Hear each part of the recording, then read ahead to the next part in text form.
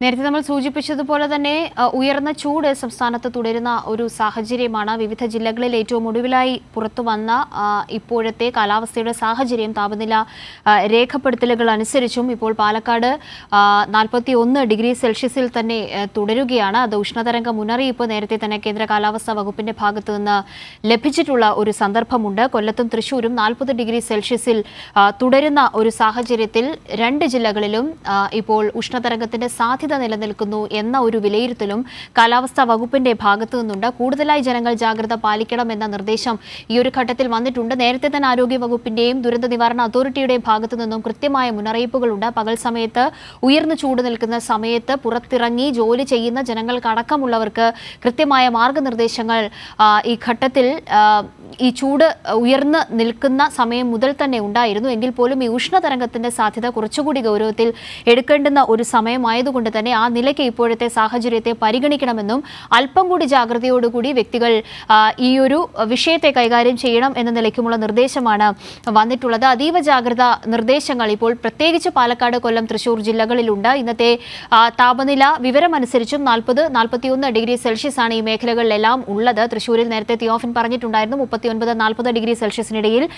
പാലക്കാട് തുടർച്ചയായി 41 degree Celsius, കൊല്ലത്ത് 40 degree Celsius എന്നിങ്ങനെ താപനില ഉയർന്നു തന്നെ രേഖപ്പെടുത്തുന്നു. മറ്റു ജില്ലകളിലും സമാനമായ ഒരു സാഹചര്യമുണ്ട്. അതുകൊണ്ട് തന്നെ ഈ ഒരു സമയം നമ്മൾ കൂടുതൽ വിലയിരുത്തലുകളിലേക്കും വിശകലനങ്ങളിലേക്കും പോകേണ്ടതുണ്ട്. ഇപ്പോൾ വിദഗ്ധരിലേക്ക്, അവരുടെ അഭിപ്രായങ്ങളിലേക്ക് നമ്മൾ പോയാൽ ശാസ്ത്ര ഗവേഷകൻ കൂടിയായ ശ്രീ രാജഗോപാൽ കമ്മത്ത് നമുക്കൊപ്പം തത്സമയം ന്യൂസ് ടൈമിൽ ചേരുന്നുണ്ട്. സ്വാഗതം സർ. ഈ ഒരു ഘട്ടത്തിൽ കൂടുതൽ വിലയിരുത്തലുകളും വിശകലനങ്ങളും ജനങ്ങൾക്ക് വേണ്ടി നമ്മൾ നൽകുകയാണ്. ഈ സാധാരണഗതിയിൽ ഉയർന്ന ചൂട് എന്നതിനപ്പുറത്തേക്ക് ഈ ഉഷ്ണതരംഗം എന്ന സാധ്യതയെ എങ്ങനെ വിലയിരുത്തണം? എന്താണ് ഉഷ്ണതരംഗം വാസ്തവത്തിൽ?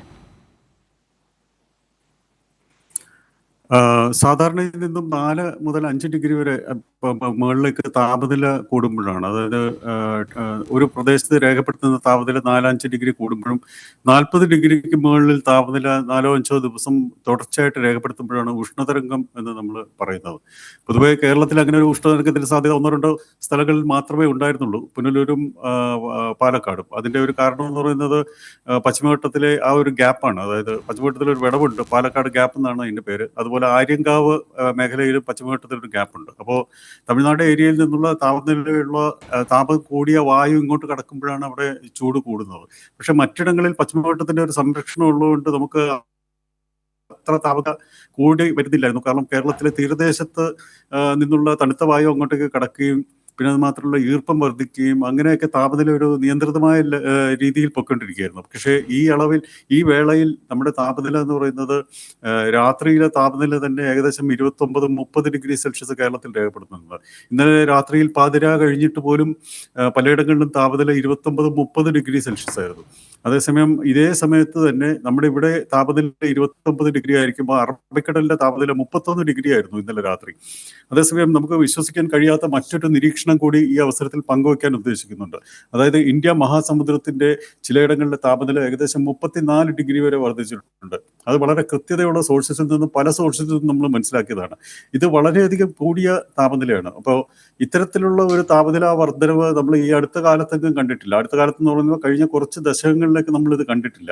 അപ്പോൾ സമുദ്രത്തിന്റെ താപനില ഭൂമധ്യരേഖ പ്രദേശത്ത് വളരെയധികം കൂടിയിട്ടുണ്ട്. അതിന്റെ പ്രതിഫലനങ്ങൾ അറബിക്കടലിൽ ഉണ്ടായിട്ടുണ്ട്. പക്ഷേ കേരളത്തിലെ ഒരു കാര്യം എന്ന് പറയുന്നത് രാത്രിയിലെ താപനില കുറയുമായിരുന്നു. അതായത് ഒരു 22, 23, 24 ഡിഗ്രി സെൽഷ്യസ് ഒക്കെ ആകുമായിരുന്നു. അതായത് കൂടിയ താപനിലയും താഴ്ന്ന താപനിലയും തമ്മിൽ 10 ഡിഗ്രിയോളം വ്യത്യാസം ഉണ്ടായിരുന്നു. ഇപ്പൊ ആ വ്യത്യാസമൊക്കെ അപ്രത്യക്ഷമായി. 4-5 ഡിഗ്രിയൊക്കെയാണ്, അല്ലെങ്കിൽ 4 ഡിഗ്രിയൊക്കെയാണ് ഈ വ്യത്യാസം. അതായത് കൂടിയ താപനിലയും കുറഞ്ഞ താപനിലയും തമ്മിലുള്ള വ്യത്യാസം 4 ഡിഗ്രിയോ 5 ഡിഗ്രിയോ മാത്രമാണ്.